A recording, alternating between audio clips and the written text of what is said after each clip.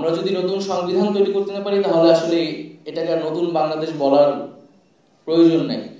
কারণ আমরা পুরনো বন্দোবস্তে পুরনো সংবিধানে আসতো, সংবিধানের এই মৌলিক সংস্কার যেটা নাগরিক কোয়ালিশন বা ঐক্যমত্য কমিশন বা বিভিন্ন দল আসলে প্রস্তাবিত করতেছে, একটা জায়গায় তো এটা আসবে, কিন্তু এটা কোন প্রক্রিয়ায় করব, এখানে দুইটি প্রক্রিয়ার কথা বলা হয়েছে। তবে দুইটি প্রক্রিয়ার একটা কমন জায়গা হলো যে আপনাকে সংবিধানের মৌলিক সংস্কারগুলো করতে হলে জনগণের একটা ম্যান্ডেট লাগবে।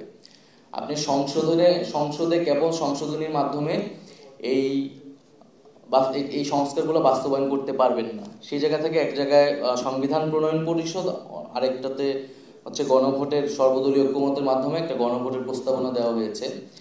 জাতীয় নাগরিক পার্টি গণপরিষদকে সাপোর্ট করে আসছে প্রথম থেকেই, এবং একটা যেহেতু নতুন সংবিধান আমাদের একটি দলীয় এজেন্ডা, আমরা মনে করি যে বাংলাদেশে একটি নতুন রিপাবলিক একটি নতুন সংবিধানের মাধ্যমে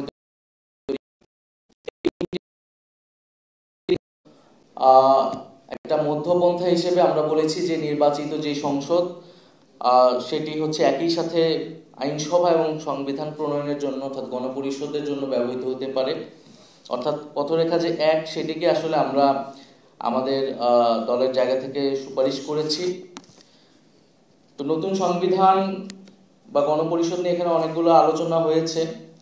একটা আলোচনা যে আমরা তো সংবিধান রিরাইট করছি না, তাহলে আসলে কেন গণপরিষদ? এখানে তো ঐক্যমত্য কমিশন হয়েছে, সেখানে সব আলোচনা হচ্ছে, তাহলে গণপরিষদ আসলে তো বিতর্কের জায়গা থাকবে না। তো গণপরিষদে যদি আমাদের সেই রকম আলোচনার জায়গা না থাকে, আলোচনাগুলো যদি আগেই হয়ে যায় এবং একটা ঐক্যমত্য যদি চলে আসে, তারপরেও আমরা মনে করি যে গণপরিষদ প্রয়োজন। এতেও গণপরিষদের ভূমিকাটা কম হয়ে যায় না, কারণ সংবিধানের মৌলিক সংস্কারগুলো করার জন্যই আসলে আপনাকে জনগণের সংবিধানে কেবল সংশোধনের মাধ্যমে এই পরিবর্তনগুলো করতে পারবেন না। ফলে সংসদ সার্বভৌম না জনগণ সার্বভৌম, এই প্রশ্নটা তখন আসে। আসলে আপনি সংসদে যান, জনপ্রতিনিধি আকারে যায় সংসদে, যেখানে কিছু রুলস সেট করে থাকে, সেই রুলস অনুযায়ী সে আইন প্রণয়ন করে বা রাষ্ট্রের বিভিন্ন কাজে অংশগ্রহণ করে। কিন্তু আপনি সেই সংসদে গিয়ে রুলস পরিবর্তন করতে পারেন না। আপনাকে রুলস পরিবর্তন করতে হলে সেই রুলস পরিবর্তনের ম্যান্ডেট নিয়ে সেটা আগে জনগণকে জানিয়েই আপনাকে সংসদে যেতে হবে, অর্থাৎ বা গণপরিষদে যেতে হবে। আরেকটি বিষয় যে আমরা তো ইতিহাসে দেখেছি বিভিন্ন সময় আমাদের যে সংশোধনীগুলো করা হয়েছে বা মৌলিক সংস্কারগুলো সংশোধনীর মাধ্যমে করা হয়েছে, এটা কোনোটাই আসলে টেকসই হয়নি। এটা বারবার আদালতে গিয়েছে, বিভিন্ন সময় আদালত এসে সেই সংশোধনীগুলো কিন্তু বাতিল করে দিয়েছে। ফলে আমরা যদি সত্যিকার অর্থে মৌলিক পরিবর্তন করতে চাই, আমাদের একটা গণপরিষদের মাধ্যমেই যেতে হবে। এবং আমরা যদি দেখি যে যেই ৭২-এর সংবিধান নিয়ে যেই আলোচনা বা সমালোচনাগুলো রয়েছে, ৭২-এর যে গণপরিষদ, সেই গণপরিষদ নিয়েই সমালোচনা রয়েছে। অর্থাৎ জাতি হিসেবে আমরা একটা নিজেরা সমঝোতার ভিত্তিতে একটা জাতীয় চুক্তি বা সংবিধান তৈরি করতে পারবো, সেই সক্ষমতা এখন আসলে অর্জন করে উঠতে পারিনি। এবং একটা গণ অভ্যুত্থানের পরে যখন আমাদের সামনে সেই সুযোগ এসেছে, আমরা সেই সুযোগটাকেও এখন অস্বীকার করছি বা হারাতে যাচ্ছি। আমাদের সংবিধান এমনও হয়েছে যে একটা ব্যক্তির ইচ্ছার জন্য, একটা ব্যক্তিকে আরেকটা পদে যাওয়ার জন্য কয়েকবার সংশোধন করা হয়েছে। কিন্তু একটা গণ অভ্যুত্থানের পরে এত মানুষ রক্ত দিয়েছে, তারপরও আমরা সংবিধানকে মৌলিকভাবে পরিবর্তনের জন্য সম্মত হতে পারছি না। এটা আমাদের জন্য দুঃখজনক। এই বিগত সময়ে এই সংবিধান মানুষের মানবাধিকার রক্ষা করতে পারেনি। সংবিধানে যেই কথাগুলো বলা আছে সেই কোনোটাই বাস্তবায়ন হয়নি। সংবিধানের দলীয়করণ হয়েছে, রাষ্ট্রীয় প্রতিষ্ঠানগুলোর দলীয়করণ হয়েছে। ফলে সংবিধান পরিবর্তন করলে বা একটা ভালো সংবিধান তৈরি করলেই সব সমস্যার সমাধান হয়ে যাবে, এরকমটা না। কিন্তু সংবিধানকে যদি আপনি রাষ্ট্রের সর্বোচ্চ একটা চুক্তি আকারে ধরেন, তাহলে সেই চুক্তির সাথে জনগণের একটা আস্থার জায়গা থাকতে হয়। বিগত সময় কিন্তু সেই আস্থার জায়গাটা নাই। ফলে একটা নতুন সংবিধান তৈরি করার মাধ্যমে কিন্তু আপনি জনগণের সাথে সেই রাষ্ট্রের সম্পর্ক, সেই আস্থার জায়গাটা কিন্তু আবার স্থাপন করতে পারবেন। আরেকটি বিষয় হচ্ছে যে আমরা এখন তাবৎ যে আলোচনা করছি রাষ্ট্র সংস্কারের, সংবিধান সংস্কারের, সেটা কিন্তু এই যে ফ্যাসিবাদী ব্যবস্থা বিলোপের একটা ছোট্ট অংশ মাত্র। আমরা আমাদের এক দফার ঘোষণায় বলেছিলাম যে ফ্যাসিবাদী ব্যবস্থার বিলোপের মাধ্যমে একটা নতুন রাজনৈতিক বন্দোবস্ত প্রতিষ্ঠা করা। ফ্যাসিবাদী ব্যবস্থার মধ্যে আমাদের দৃষ্টিতে অন্তত 4টা জায়গা আছে এই রাষ্ট্রে যার মধ্য দিয়ে ফ্যাসিজম তৈরি হয়েছে। তার একটা হচ্ছে তার একটা সাংবিধানিক ভিত্তি আছে 72-এর মুজিববাদী সংবিধানের মধ্য দিয়ে। দ্বিতীয়ত তার একটা অর্থনৈতিক দিক আছে, যার ফলে এই মাফিয়াতন্ত্র, লুটেরা, দুর্নীতির অর্থনীতি তৈরি হয়েছে এবং যেটা সমাজে বৈষম্য তৈরি করেছে। ফলে সেই বৈষম্য দূর করতে কিন্তু মানুষ আসলে রাজপথে নেমে এসেছে। তৃতীয়ত তার একটা রাজনৈতিক দিক আছে, যে দমন পীড়ন, মানবাধিকার হরণ করেছে, বিরোধী মতকে দমন করেছে, অর্থাৎ যে বাকশালী চরিত্র সেটি আসলে ফুটে উঠেছে। আরেকটি তার সাংস্কৃতিক দিক আছে, সাংস্কৃতিক ফ্যাসিজম আছে, যেটা বাংলাদেশের যে সাংস্কৃতিক বহুত্ব সেটাকে অস্বীকার করেছে। ফলে এই যে ফ্যাসিবাদী ব্যবস্থার আমরা 4টা দিক বলছি, তার একটা দিক সংবিধান বা রাষ্ট্র কাঠামো নিয়ে কিন্তু আমরা এই সময়টা আলোচনা করছি। আমাদের যদি সত্যিকার অর্থে ফ্যাসিবাদী ব্যবস্থাকে বিলোপ করতে হয়, তাহলে কিন্তু এই 4টা দিকেরই আসলে সংস্কার করতে হবে এবং পরিবর্তনের মধ্য দিয়ে যেতে হবে। এবং আওয়ামী লীগের একটা কনস্টিটিউশনাল ফিলোসফি আছে, একটা কনস্টিটিউশনাল পলিটিক্স আছে, যেটার বেস হচ্ছে 72।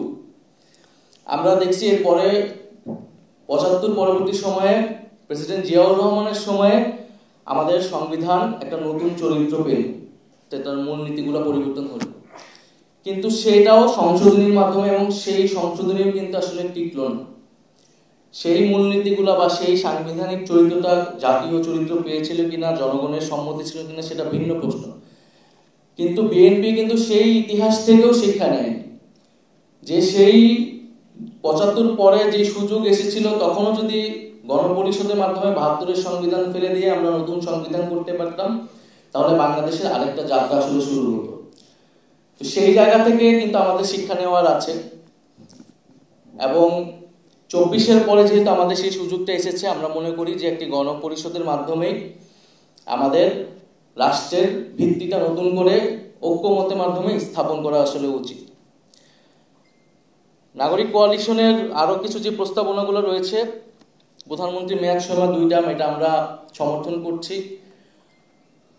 এটা হয়তো অনেকে বলছেন পৃথিবীর বিভিন্ন জায়গায় মেয়াদ এটা নজির নেই, কিন্তু আমাদের দেশের বাস্তবতায় এবং পরিবারতান্ত্রিক কাঠামো থেকে বের হয়ে নতুন নেতৃত্ব বিকাশের জন্য আসলে এটি প্রয়োজন বলে আমাদের কাছে মনে হয়েছে। এছাড়া এর পাশাপাশি রাষ্ট্র কাঠামো সংস্কারের পাশাপাশি রাজনৈতিক সংস্কার, সংস্কৃতি সংস্কারের কথা অনেকে বলছেন। আমরা মনে করি যে সংস্কারের যে কর্মসূচিটি শুরু হয়েছে, এটি আসলে অব্যাহত রাখতে হবে, এটি আসলে ধারাবাহিকতা থাকতে হবে।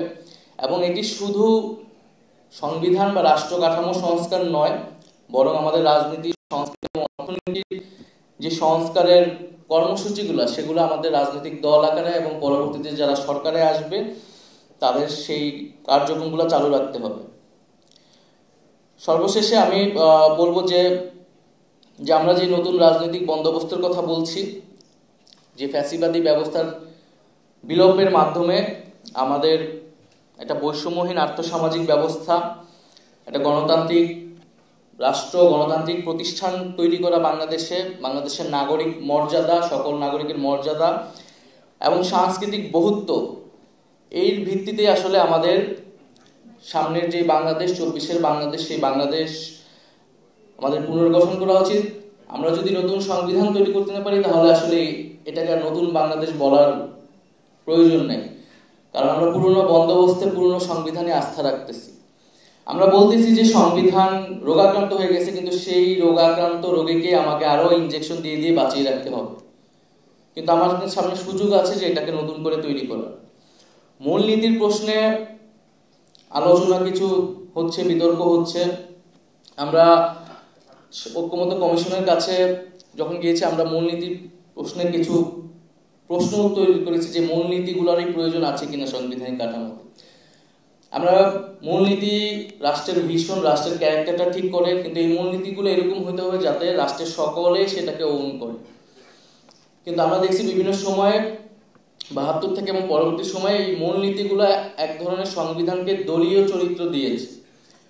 সেটা 72-এ দিয়েছে দলের মূলনীতিকেই সংবিধানের মূলনীতি, এবং 75-এর পরে সামরিক হস্তক্ষেপের মাধ্যমে যখন আমাদের রাষ্ট্রযন্ত্র এবং সংবিধানে যাওয়া হলো, তখনও সেটা এক ধরনের দলীয় মূলনীতি হলো, এবং এখন আবারও একটা দলীয় মূলনীতি ফিরে আনার প্রস্তাব আছে। তো আমরা মনে করি যদি মূলনীতি থাকতে হয় সেটা যদি কোনো ধরনের দলীয় মূলনীতি না হয়, মূলনীতি মনে হতে হবে যেটাকে রাষ্ট্রের প্রত্যেকটা নাগরিক ওন করতে পারবে, এবং বাংলাদেশ রাষ্ট্রের প্রকৃত ভিশন, প্রকৃত মূল্যবোধ, চরিত্র সেই মূলনীতির মধ্য দিয়ে স্থাপিত হবে। সর্বশেষ নাগরিক কোয়ালিশনকে ধন্যবাদ আজকের এই আয়োজনের জন্য, এবং আমরা আশা করব যে আমাদের মধ্যে যে ভিন্ন মত থাকবে আমরা আলোচনা, তর্ক বিতর্কের মাধ্যমে একটা ঐক্যমতের জায়গায় আসতে পারবো। তবে একটা জিনিস, যে আমরা যত প্রশ্ন স্থাপন করতেছি বা যত ধরনের আলোচনা করতেছি, এই আলোচনার সাথে আসলে নির্বাচন পিছানো আগানো এগুলোর আসলে সম্পর্ক নেই। আমরা যাদের সেই নির্বাচনের সাপেক্ষে আসলে এই সংস্কারের আলোচনাগুলোকে না দেখি, সংস্কারের দাবিগুলোকে না দেখি। আমাদের দলের জায়গা থেকে আমরা বলেছি যে প্রধান উপদেষ্টা যেই সময় সীমা দিয়েছেন আমরা সেটাকে সমর্থন করছি, তবে নির্বাচনে যাওয়ার আগে অবশ্যই মৌলিক সংস্কারের যে রূপরেখা সেটি আমাদের সামনে স্পষ্ট করতে হবে। আওয়ামী লীগ নিষিদ্ধের মাধ্যমে বিচার কার্যক্রমে আমরা একটা অংশ এগিয়ে গিয়েছি, এবং বিচারের রোডম্যাপটা যদি আমাদের সামনে সুস্পষ্ট হয়, যেটা কতদিনের মাধ্যমে সম্পন্ন হবে সেটা জনগণের ভিতরে আস্থা তৈরি করবে। আর একই সাথে সংস্কারের ঐক্যমতে আসলেই আমরা কিন্তু নির্বাচনের জন্য আর কারো কোনো আপত্তি থাকার কথা না। ফলে আমরা আশা করব যে আমরা দ্রুত সময়ের মধ্যেই সেই একটা সমঝোতার মধ্যে দিয়ে এগোতে পারবো। আরেকটি বিষয় আমি বলতে চাই শেষে, যে রাজনৈতিক দলগুলো যদি নিজেরা আলোচনা করে, সমঝোতা করে যদি এগোতে পারে, এটা বাংলাদেশের জন্য একটা বড় উদাহরণ তৈরি হবে। এখানে মঞ্জু ভাই বললেন যে ডায়ালগের কথা, পিছনে ডায়ালগের কথা, এবং এই ডায়ালগগুলোর জন্য ঐক্যমত কমিশন, নাগরিক কোয়ালিশন বা অনেক সিভিল সোসাইটি তারা রোল প্লে করতে পারে। কিন্তু কেন রাজনৈতিক দলগুলো নিজেরা উদ্যোগ নিয়ে, নিজেরা আলোচনা করে কেন একটা সমঝোতায় আসতে পারবে না? আমরা যদি এটা আসতে পারি, তাহলে ঐক্যমত কমিশন, অন্তর্বর্তী সরকার বা যে কোনো ধরনের সিভিল সোসাইটি ছাড়া যদি আমরা বসে আলোচনা আসতে পারি, এটা বাংলাদেশের জন্য বড় উদাহরণ হবে। বাংলাদেশের রাজনৈতিক দলগুলোর মধ্যে যে আস্থার সংকট আমরা সবসময় দেখেছি সেটা দূর হবে, এবং বাংলাদেশ যে ইউনিটিটা 24-এ আমরা তৈরি হয়েছে সেই ঐক্যের জায়গাটা ধরে আসলে আমরা সামনের দিকে আগাতে পারবো। ধন্যবাদ সবাইকে। আসসালামু আলাইকুম।